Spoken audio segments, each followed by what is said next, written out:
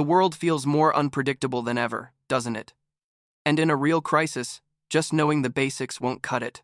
The skills you times, like building a simple lean-to or starting a basic fire, that's kindergarten stuff. It's common knowledge. And common knowledge leads to common, and often bad, outcomes. What you need is an edge. An advantage that comes from techniques most have forgotten, but a few have mastered. These aren't just skills, they represent a different way of thinking. They're expert-level techniques that will give you a serious advantage when things go wrong. Forget everything you've been told about rubbing two sticks together. Forget flimsy shelters and desperate searches for water. The true masters of survival operate on another level entirely, using science and ancient wisdom to turn the impossible into reality. Today, we're unveiling 13 of those forgotten secrets. These aren't your average camping tricks. This is the knowledge that separates a survivor from a statistic. Number 1. The bow drill. Engineering fire from friction. Let's start with fire, the heart of survival. But we're going way beyond matches. We're talking about the bow drill, one of the most reliable and ancient methods for creating fire from pure friction. This isn't just rubbing sticks. It's a 5-part system of engineered friction. You'll need a bow, a spindle, a hearthboard, a handhold, and some cordage. For the spindle and hearthboard, you want soft, non-resinous wood like cedar, willow, or poplar. This lets them wear down together, creating the fine, hot dust you need for an ember. Your bow is just a tough, slightly curved branch about the length of your arm. A paracord is great for cordage, but a strong shoelace works in a pinch. The handhold, a piece of harder wood, stone, or bone, is what lets you apply that crucial downward pressure. Now, let's put it together. Carve a small depression near the edge of your hearthboard. Loop the cordage once around the spindle so it grips tight. The spindle itself should be a straight stick, about a foot long, with one end sharpened and the other blunt. The blunt end goes into the hearthboard, and the sharp end fits into a divot on your handhold. The real magic is in the technique. Kneel with one foot on the hearthboard to keep it steady. Brace your arm by putting your wrist against your shin. This keeps the spindle perfectly vertical. Now, start sawing the bow back and forth with long, smooth strokes. Go slow at first to build heat, then ramp up the speed and pressure. You're looking for a steady plume of smoke and a pile of black, charred dust building in a little notch you've carved. That dust is your future ember. Once you see thick, consistent smoke, stop. Gently tap the board. A tiny, glowing coal should be nestled in the dust. Carefully transfer it to a tinder bundle. Think of a bird's nest made of shredded bark or dry grass, and blow gently until it roars to life. Mastering the bow drill is a rite of passage. It's exhausting, but it guarantees you can make fire when everything else has failed. Number 2. The tent inside the room. Inspired by our success with the window, we took the concept further. We weren't just defending against the cold. We had to actively create a space where our own body heat could accumulate and sustain us. That's when we decided to build a tent inside our living room.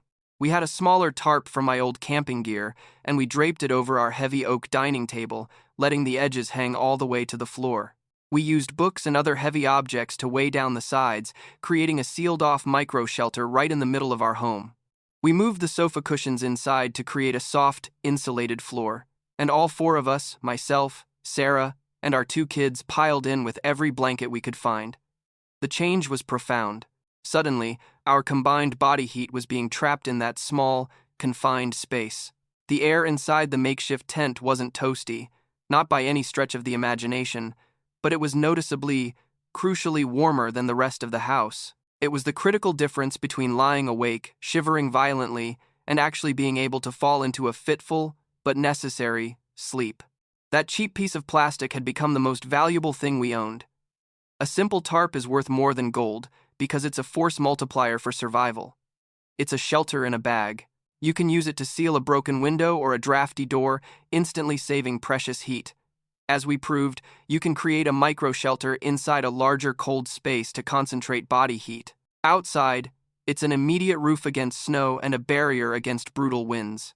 The grommets on the edges allow you to string it up with rope, creating an A-frame or lean-to shelter in minutes. It can be a water collector, a ground barrier, or even a sled. Number 3. The fire piston. Creating fire with compressed air. This next one feels like science fiction, but it's an ancient technology from Southeast Asia. The fire piston doesn't use friction at all. It uses physics, specifically adiabatic compression. Simply put, when you compress a gas really, really fast, its temperature skyrockets. A fire piston can generate temperatures over 800 degrees Fahrenheit, hot enough to ignite tinder in an instant. It has two parts: a hollow, sealed cylinder and a piston with an airtight seal. Ancient versions were made from bamboo or horn. Modern ones often use a rubber O-ring for the seal. The piston has a tiny cavity on its face where you place your tinder. The operation is brutally simple and shockingly fast. Place a tiny piece of super flammable tinder, like char cloth, into the cavity. Put the piston just inside the cylinder. Then, with a single, sudden, forceful thrust, slam the piston all the way down. The air inside compresses so rapidly that it generates a flash of heat, instantly igniting the tinder. You have to pull the piston back out immediately, or the new ember will be snuffed out from lack of oxygen. On the face of the piston, you'll find a glowing coal. Transfer it to your tinder bundle and blow it into flame. The whole thing takes less than a second. It's the same principle as a diesel engine, just in its most elegant, primitive form. While you probably won't find one of these lying around, building one is a master-level project. Owning a modern one gives you one of the fastest ways to make an ember, as long as your tinder is dry. Number 4. Celestial navigation. The lost art of reading the stars. When the grid goes down, your phone is just a brick, but the sun, moon, and stars, they're the most reliable navigation tools in the universe. Celestial navigation is the ancient art of finding your way by watching the sky. It takes patience, but it can tell you your direction and even your latitude. In the northern hemisphere, the key is finding Polaris, the North Star. It sits almost directly above the North Pole, so it barely moves. To find it, first locate the Big Dipper.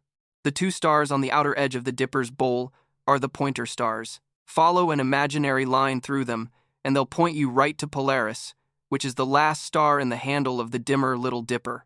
Find Polaris, and you've found true north. But what if you need more than just north? Any star can give you a direction. Plant 2 stakes in the ground a few feet apart.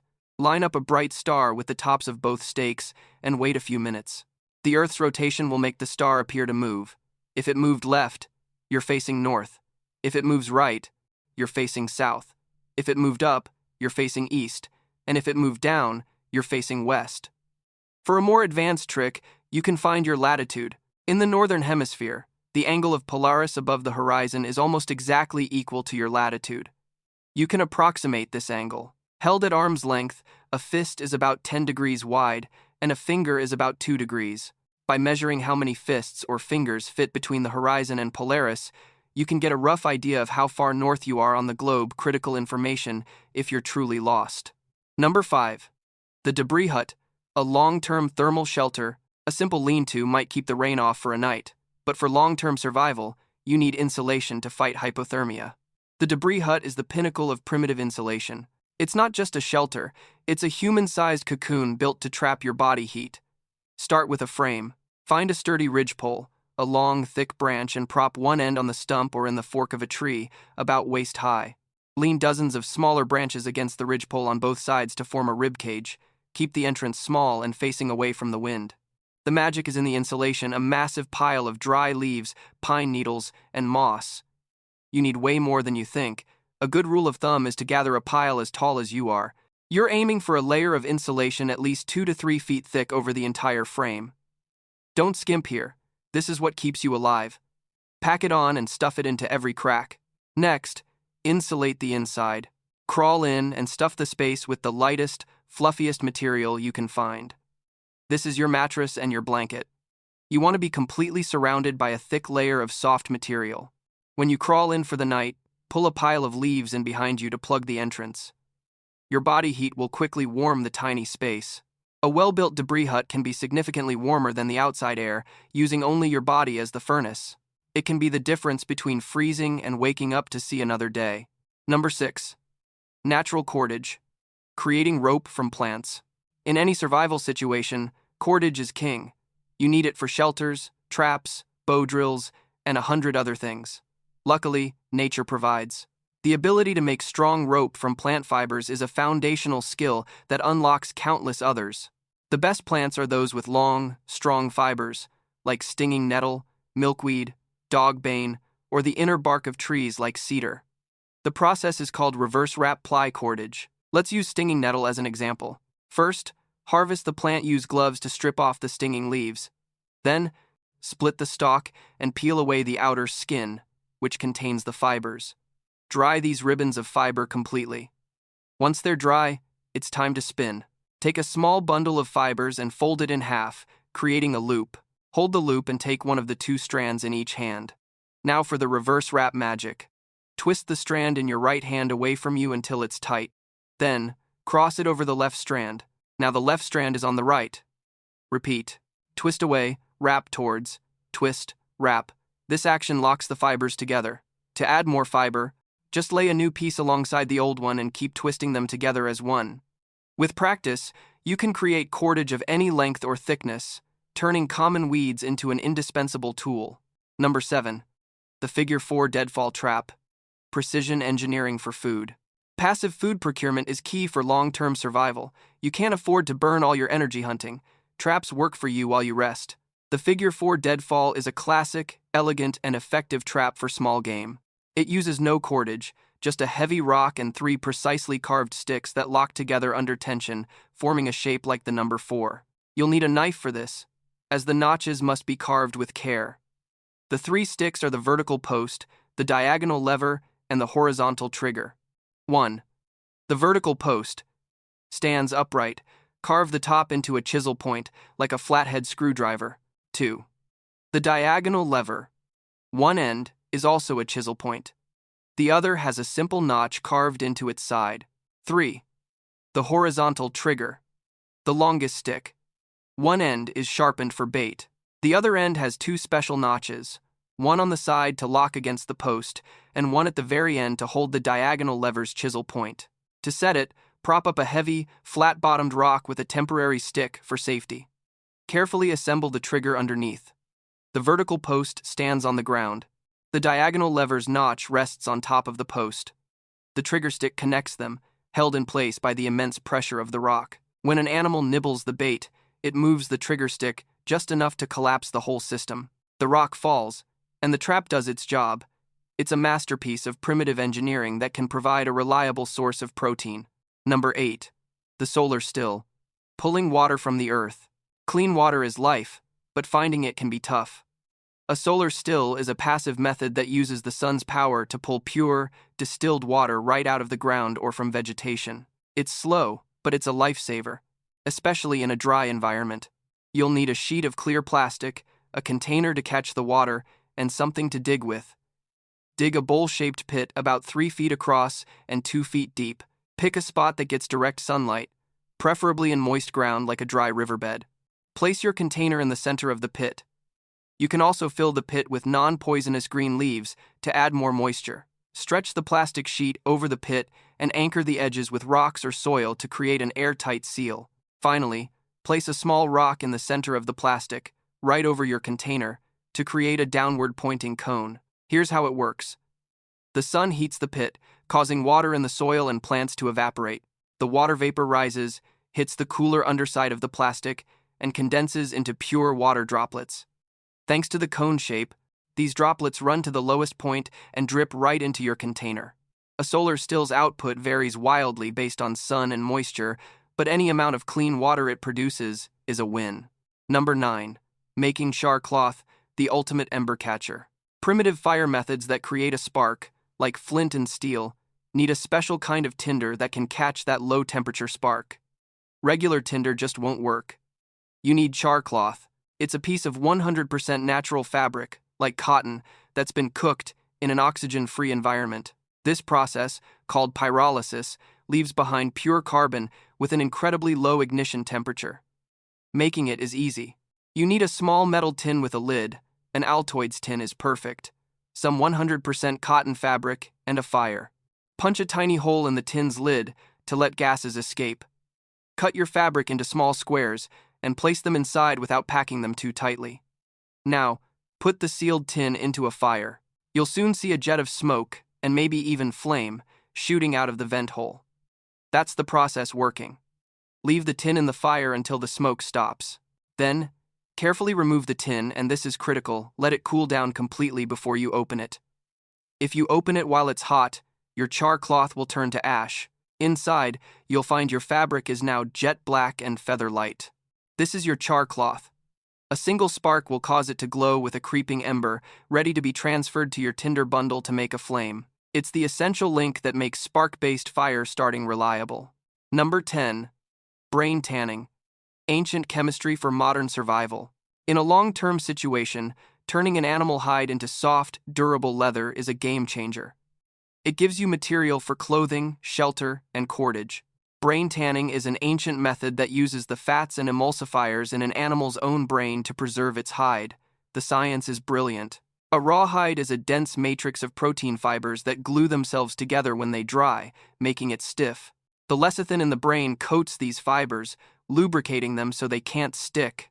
There's an old saying that every animal has just enough brains to tan its own hide. While not a perfect scientific rule, it speaks to a deep, historical knowledge of the process. The work is tough. After skinning, the hide must be scraped completely clean of all flesh and membrane. The hair is usually removed by soaking the hide in a wood ash solution. Once it's clean, the brain is mashed with warm water to create a slurry, which is then worked thoroughly into the hide until it's saturated. The final and most critical step is softening. As the hide dries, it must be constantly stretched and pulled over a dull edge, like a cable or board. This constant working while the brain's oils are present is what makes the leather soft. Finally, the hide is smoked over a smoldering fire, which makes it water-resistant and gives it that classic tan color. It's a profound example of using every part of an animal. Number 11. Yarrow for wound care, the battlefield antiseptic. Out in the wild, a small cut can become a huge problem. Without modern medicine, you have to turn to nature's pharmacy. Yarrow is one of the most powerful and common medicinal plants for wound care. Its historical names, like soldier's woundwort, point to its long history of use on battlefields to stop bleeding and fight infection. Yarrow is a powerhouse. It's hemostatic, meaning it helps stop bleeding by aiding coagulation. It's also a strong antiseptic, killing bacteria to prevent infection. Plus, it has properties that reduce swelling and dull pain. To use it, first, you must be 100% certain of your identification. Its feathery leaves are distinctive, but mistaking plants can be dangerous. For a fresh cut, make a spit poultice by chewing clean yarrow leaves into a paste and applying it directly to the wound. The bleeding often slows almost immediately. You can also crush the leaves with a clean rock to make a poultice. If you dry the leaves and flowers, you can grind them into a powder to sprinkle on wounds, or brew a strong tea to use as an antiseptic wash. Knowing how to identify and use yarrow is like having a first aid kit growing wild. Number 12. The primitive tripwire alarm, early warning system. Survival is also about security. You need to protect yourself from threats, whether they have 4 legs or 2. A primitive tripwire alarm is a simple early warning system that can give you precious seconds to react. The core is a trigger, often a simplified version of the figure 4 system, held under tension. First, you need noisemakers. A few empty cans are great, but in a primitive setting, you can hang pieces of bamboo, large shells, or flat rocks together so they'll clatter loudly when they fall. Next, you build the trigger. One easy method is a spring pole. Bend a flexible young sapling over and use your trigger mechanism to hold it in place. Attach your tripwire to the trigger. When the wire is disturbed, it releases the trigger, and the sapling snaps upright. Connect your noisemakers to the sapling with a separate line. When the trigger goes, the sapling yanks the noisemakers, causing them to crash down with a racket. String the tripwire low to the ground about ankle height across a path or around your camp, and camouflage it. The sudden noise is often enough to startle an animal and will definitely wake you up, giving you a critical heads up when you're most vulnerable. Number 13. Natural weather prediction. Reading the signs. Without weather apps, the sky, plants, and animals are your forecast. Learning to read these signs is a lost art, but it can warn you of a coming storm or tell you when to expect fair weather. Clouds are your best source of information. High, thin, wispy cirrus clouds generally mean fair weather. But if they thicken into a sheet-like layer, it often means rain is coming within 12 to 24 hours. That classic ring around the moon is a good predictor of rain or snow for this very reason. Puffy, cotton-like cumulus clouds are fair weather friends, but if they start growing vertically and get dark at the base, they're turning into thunderheads. Plants can be surprisingly good barometers, too. Pine cones open their scales in dry air and close them tightly when humidity rises before rain. And have you ever noticed a sudden, strong, earthy smell in the woods? When air pressure drops before a rain, plants often release waste gases, creating this distinct odor. Animal behavior is another clue. Birds tend to fly lower when air pressure drops. You might also notice more insects right before a rain. And if you hear frogs croaking louder than usual, it's a good sign that rain is on the way. Learning to read these signs is about recognizing patterns. By paying attention to the subtle language of the natural world, you gain a huge advantage. These skills are more than just trivia. They are a legacy of human resilience. Mastering even a few of them will fundamentally change your relationship with the wild and your confidence in any crisis. If you found this knowledge valuable, hit the like button and subscribe for more deep dives into forgotten skills. The ability to survive isn't about the gear on your back, it's about the knowledge in your head. Practice these skills. Teach them to your kids. The power to endure isn't bought, it's learned. Stay prepared, stay aware, and stay alive.